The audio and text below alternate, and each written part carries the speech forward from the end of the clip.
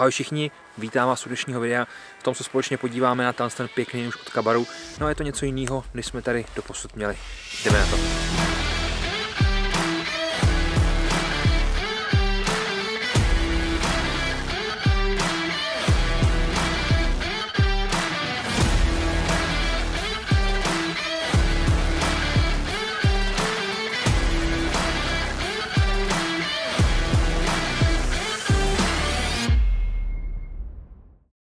Nůž Extreme Fighting je maličko něco jiného, než na co jsme u Kabaru zvyklí. Už tady necháváme tak nějak v pozadí takovou tu historickou konstrukci, respektive furt to z ní vychází, ale už tady jsou věci dělané maličko jinak a je to už takovým moderním kabátku.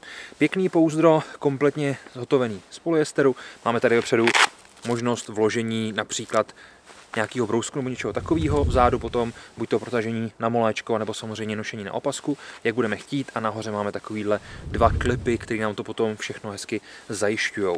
Líbí se mi, jak je to pouzdro udělaný, nikde nám z toho nekoukají nitě, je to opravdu udělaný moc pěkně, je to kvalitní zkrátka. Dva odtokové kanály, jeden pro ten prostor na nůž, druhý potom pro ten prostor na brousek nebo na křesadlo nebo cokoliv budete chtít. Vzadu potom takovýhle parakord, může to být třeba nějakých půl metru parakordu, takže to máte tam k dobru. Když ten nůž vytáhneme, tak zjistíme, jak jsem říkal, že společnost Kabar tady stále vychází vlastně z toho tvaru, je to takový clip point nebo zkrátka takový bowie, ale už je to maličko jinak dělaný. Ta záštita je jinak dělaná, ta konstrukce je maličko jiná a je to zkrátka celý takový už zmodernizovaný. Když se potom podíváme celkový rozměry, máme tady 30 cm, z toho 18 cm má čepel, nějakých 12 cm potom zbývají na tu rukojeť. Hmotnost je 340 gramů, jak jsem říkal, máme tady D2, která je široká potom 4,2 mm a je to takhle pěkně celý černěný.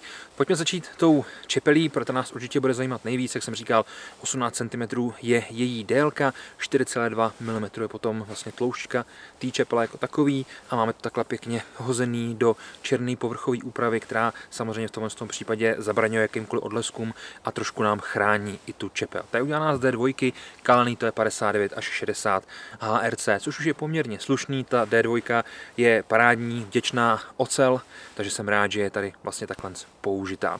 Kombinovaný ostří, kombinovaná čepel, máme tady klasické zoubky a potom pěknou rovnou část, tvarem tedy clip point bowie, každý to tady v tomto případě vidí maličko jinak, za mě je to furt ještě bowie a máme tady takhle pěkný takový kanálek, který ten nůž, tu čepel maličko odlehčuje, ale samozřejmě taky působí jako nějaký odtokový kanál. Máme tady záštitu, která je pěkně vykrojená, takže nám do ní hezky zapadne ruka a nemusíme se bát, že by se nám svezla do té čepele, což je vždycky super. A potom tady máme takhle pěkně řešenou rukojeť. Tak jak jsem říkal, tak má nějakých 12 cm, asi 12,2 cm, což je tak nějak akorát, jak je vidět, mám takový středně velký ruce a zkrátka stále mi tady zbývá, dejme tomu centimetr, takže pokud má někdo větší ruce, vůbec se toho nemusí bát. Záštita na jednom i na druhém konci a máme tady takhle pěkný ještě otvor na provlečení třeba parakordu z toho pouzdra nebo z čehokoliv jiného, co budete sebou chtít tahat.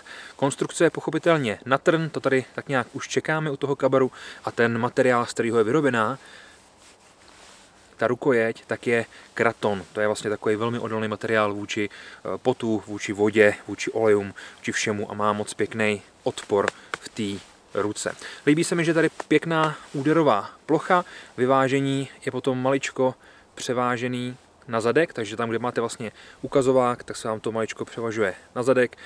Potom, když to posuneme zhruba centimetr a půl od té záštity, tak už to krásně vyvážený. Ten nůž tou svojí konstrukcí a vlastně i tím, že ta rukojeť je maličko zúžená, tak už líp drží v té ruce. Samozřejmě ty klasické Kabary, je to starší konstrukce a ačkoliv je to super, je to historický a tak dál, tak už pro ten moderní způsob, ať už boje nebo používání, jsou už zkrátka maličko jako za zenitem. Nechci říkat, že to nefunguje, furt to má ty svoje následovníky a majitele, nicméně tady už je vidět, že ten Kabar šel vlastně trošičku do toho modernějšího způsobu. Takže tady pěkně zúžený, aby se to dobře drželo, záštita samozřejmě udělaná tak, aby se dobře držela a už se nám to v té ruce nekroutí. Když máte klasickou kulatou rukojeť, tak se vám to bude kroutit, takže pro nějaký sekání nebo nějakou práci, nebo samozřejmě nějaký boj, sebeobranu, to může být problém. V tomto případě díky tomu zúžení se to už krásně drží a ten nůž vám nikam necestuje. Pochopitelně i díky odporu té rukojeti a tomu materiálu, který, jak jsem říkal, se jmenuje Kraton.